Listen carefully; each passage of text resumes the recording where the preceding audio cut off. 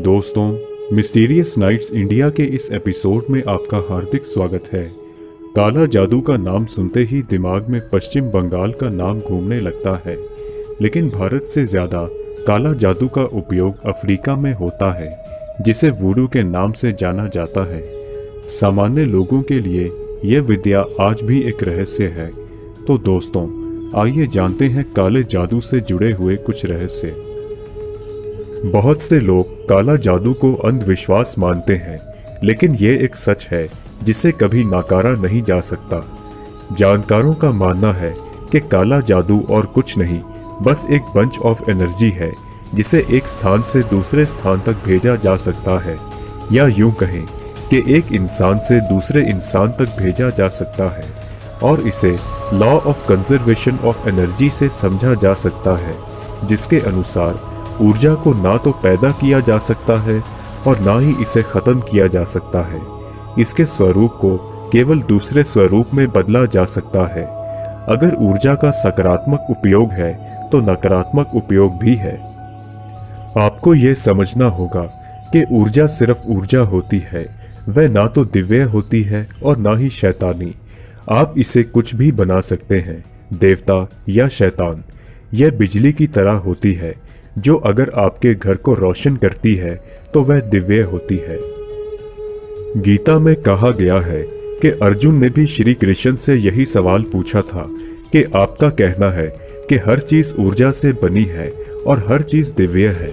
अगर यही देवत्व दुर्योधन में भी है तो वह ऐसे काम क्यों कर रहा है? श्री कृष्ण ने जवाब दिया कि ईश्वर निर्गुण है, दिव्यता निर्गुण है, उसका अपना कोई गुण नहीं। इसका अर्थ है कि वह बस विशुद्ध ऊर्जा है जिसे आप कुछ भी बना सकते हैं। जो बाग आपको खाने आता है उसमें भी वही ऊर्जा है, और जो देवता आकर आपको बचाता है उसमें भी वही ऊर्जा है, बस वे अलग अलग तरीकों से काम कर रहे हैं। तांत्रिक विज्ञान के अनुसार काला जादू एक बहुत ही दुर्लभ प्रक्रिया है जिसे कुछ विशेष परिस्थितियों में अंजाम दिया जाता है।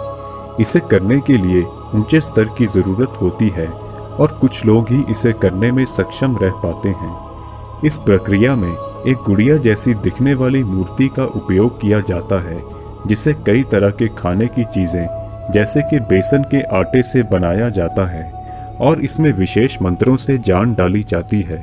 उसके बाद जिस व्यक्ति पर जादू करना होता है उसका नाम लेकर इस पुतले को जागृत किया जाता है। वुडू की मुख्य विशेषता यह है कि इसमें जानवरों के शरीर के अंगों का उपयोग होता है, जिससे कई समस्याओं के समाधान का दावा किया जाता है।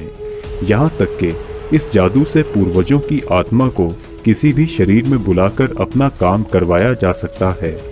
वुडू जानने वालों का मानना है कि इस धरती पर मौजूद हर जीव शक्ति से परिपूर्ण है, और इसीलिए उनकी ऊर्जा का उपयोग करके उनकी बीमारियों को ठीक किया जा सकता है। वुडू में मुख्य तौर पर बंदर, मगरमच्छ, बकरी, ऊंट, छिपकली और तेंदुए जैसे जानवरों के अंगों का इस्तेमाल होता है। विशेषज्ञ मानते हैं कि पुतले के जरिए किसी भी इंसान को नुकसान पहुंचाना इस जादू का उद्देश्य नहीं है। यहाँ तक कि इस जादू के लिए काला जादू शब्द भी गलत है। दरअसल ये एक तंत्र विद्या है जो भगवान शिव ने अपने भक्तों को दी थी। पुराने समय में एक पुतला बनाकर उस पर प्रयोग केवल दूर बैठे रोगी की परेशानियों को दूर करने के लिए किया जाता था। उस पुतले पर रोगी का बाल बांधकर विशेष मंत्रों से उसके नाम के साथ उसे जागृत किया जाता था। उसके बाद रोगी के शरीर के जिस भी हिस्से में समस्या होती थी, पुतले के उसी अंग पर सुई गढ़ाकर विशेषज्ञ अपनी सकारात्मक ऊर्जा को वहां तक पहुंचाता था। ऐसा करने पर कुछ समय बाद तकलीफ खत्म हो जाती थी। यही कारण है कि इसे रेकी और एक्यूप्रेशर का मिश्रण भी कहा जाता है, जिसमें अपनी अत्याधुनिक ऊर्जा की सहायता से किसी को भी जीवन दिया जा सकता है। कुछ स्वार्थी लोगों ने इस प्राचीन विद्या को समाज के सामने गलत रूप में स्थापित किया, जिस कारण इसे काला जादू नाम दिया जाने लगा। दरअसल उन्होंने अपनी ऊर्जा का उपयोग समाज को नुकसान पहुंचाने के लिए किया था। गौरतलब है कि जिस तरह काले जादू की सहायता से सकारात्मक ऊर्जा पहुंचाकर किसी भी बीमारी या परेशानी को दूर किया जा सकता है। ठीक उसी तरह सुई के माध्यम से नकारात्मक ऊर्जा पहुंचाकर उसे तकलीफ भी दी जा सकती है। तो दोस्तों, इस वीडियो को देखने के बाद काले जादू के प्रति आपके क्या विचार हैं, हमें कमेंट्स के माध्यम से ज़रूर बताएं। अगर आपको ये वीडियो पसंद आई तो इसे लाइक ज़रूर करें और अपने दोस्तों के साथ शेयर भी करें। अगर आप हमारे चैनल पर नए हैं तो हमें सब्सक्राइब करना ना भूलें। हम जल्द ही आपसे अगली वीडियो में मुलाकात करेंगे। तब तक के लिए इजाज़त दीजिए।